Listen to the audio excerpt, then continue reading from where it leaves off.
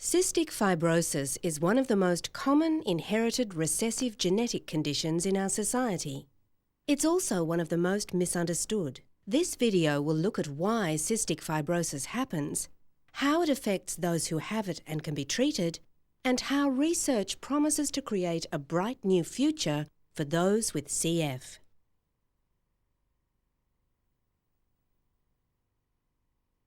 Well, cystic fibrosis is an inherited disease where there is abnormality in the glands that produce external secretions in the body, so in many systems of the body.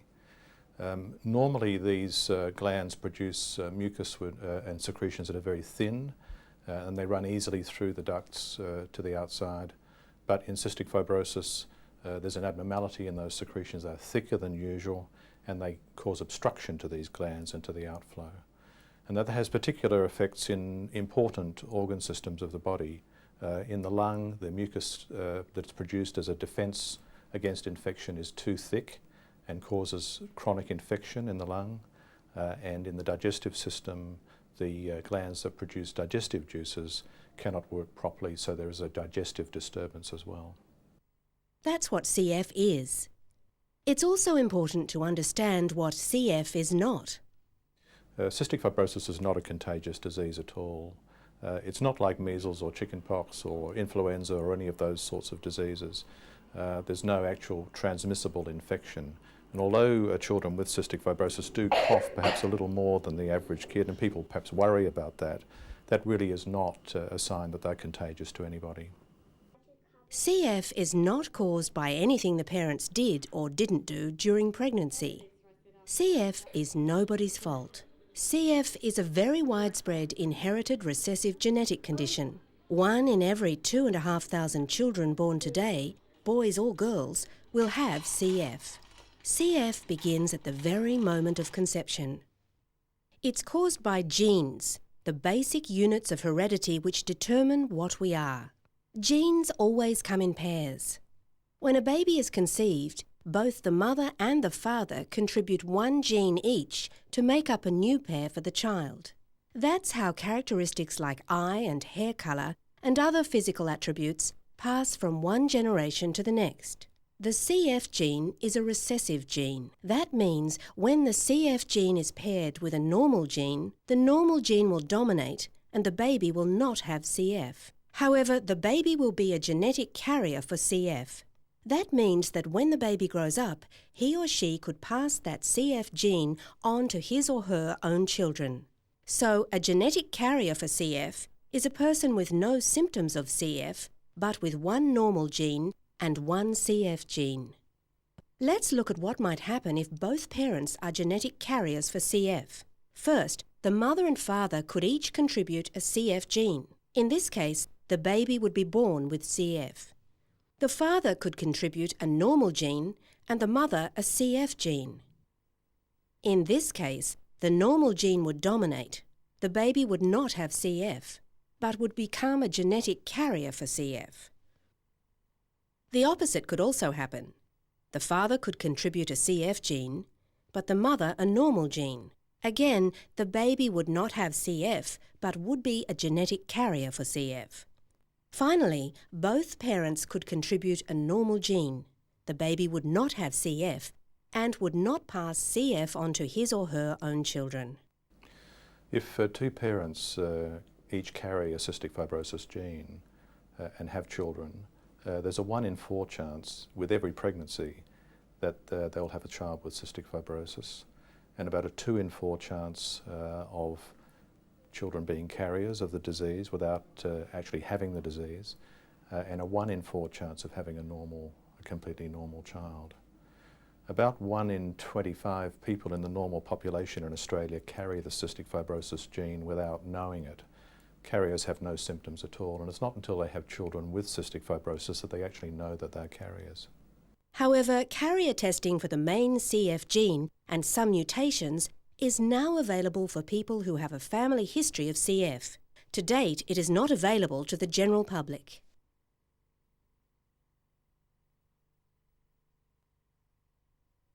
As you know, cystic fibrosis is present at birth.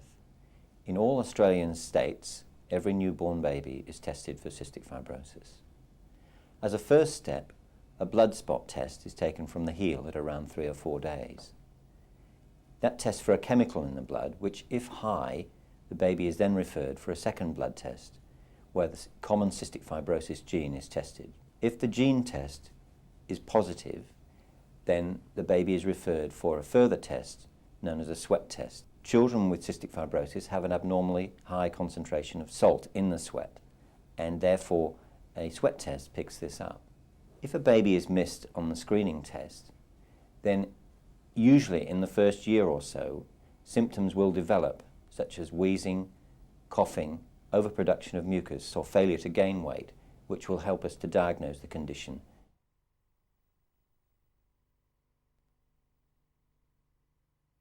The lungs are the biggest single problem in the management of cystic fibrosis. The reason for that is that the lungs contain mucus glands which line all the bronchial tubes. These produce a mucus which normally traps bacteria and particles and then moves them out of the respiratory system as a part of the defence system of the lung. In cystic fibrosis, the mucus, instead of being thin and easily movable, it becomes thick and sticky, and it clogs the airways and really interferes in a major way with the way the lung clears bacteria and infection. So the biggest problem with cystic fibrosis is recurrent tendency to chest infection, and if it's not treated adequately, then this can lead eventually to some damage to the lining of the lung. People with CF need treatment every day to break up these mucus plugs, to clear the airways and help prevent lung infections. Chest physiotherapy helps to break up the mucus buildups. It's combined with what we call bronchial drainage, which means that the person with CF is placed in special positions to allow the lungs a better chance to drain. The vibrations of the physiotherapy help both to break up the mucus plugs and to stimulate movement of the thick secretions through the lungs' air passages. Exercise can also help to break up the secretions and strengthen the breathing muscles, heart and lungs. Aerosol treatment is also used in conjunction with chest physiotherapy to help clear the lungs. The aerosol mist can include various medications to help, such as bronchodilators to help widen the air passages, decongestants to shrink the swelling of the air passages, and antibiotics to fight infection. The doctor may also prescribe antibiotic pills or capsules to help guard against lung infections. Coughing is important in a number of ways. It's a very important mirror to what's going on in the lungs, but is also an important part of treatment. It helps to loosen the secretions in the lungs and clear the secretions from the lungs. It's a normal part of life for CF children, and they should be taught never to be ashamed of it or to try and suppress it. Understanding the importance of coughing and learning to live with it is a very important aspect of cystic fibrosis care.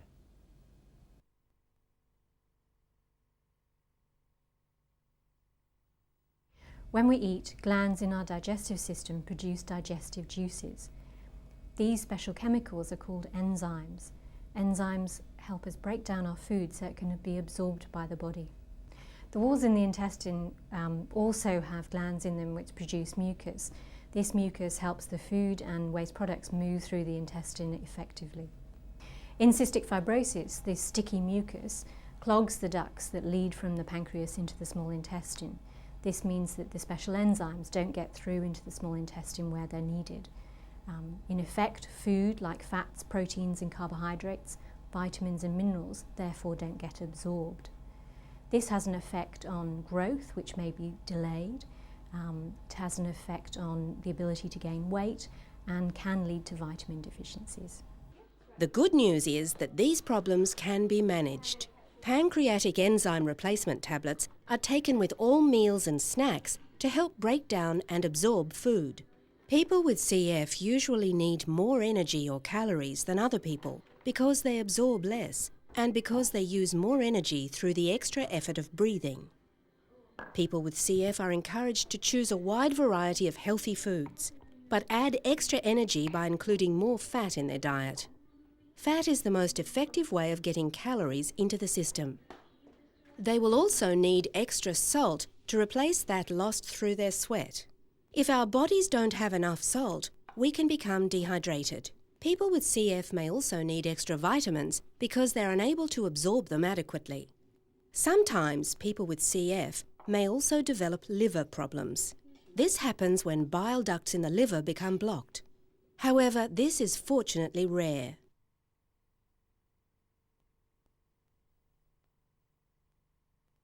Well, cystic fibrosis is a troublesome long-term condition. Like all long-term conditions, it causes a lot of stresses on families, on friends, on caregivers, and causes a lot of anxiety amongst parents over the long term. When cystic fibrosis is first diagnosed, many parents feel devastated by that diagnosis. They feel guilt, they feel anger, and they feel at a loss as to know how to handle that situation. What we'd like to do is to encourage people to talk freely about the condition, both with particularly with their doctor and with the other staff of the cystic fibrosis clinics. They can provide enormous help in helping people to cope with this long-term problem. Here are some things to consider when you have a child with CF. Treat the child as normally as you can. Don't be overprotective. Encourage your child to take responsibility for their treatment as early as possible. Apply normal discipline to the child. Never feel guilty about this. Setting clear guidelines is essential for normal development. Treat all members of your family in exactly the same way. Sometimes a child with CF will refuse treatment. You should try to explain why treatment is important. You may be able to help by making treatment into a game, or reading to the child, or allowing the TV or radio to be on during the treatment. Learn all you can about CF and pass that information on to all members of the family and to your friends. Treatment for CF does involve extra expense for families. Various forms of financial assistance are available. Your local Cystic Fibrosis Association or the social worker at the CF clinic will be able to give you advice about this.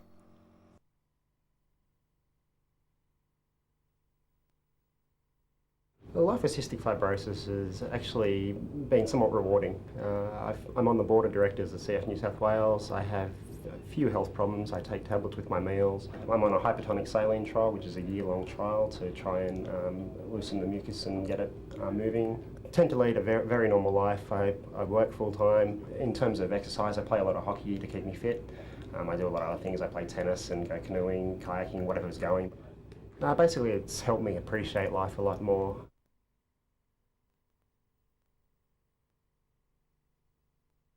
Recent developments have greatly improved the quality of life for people with CF.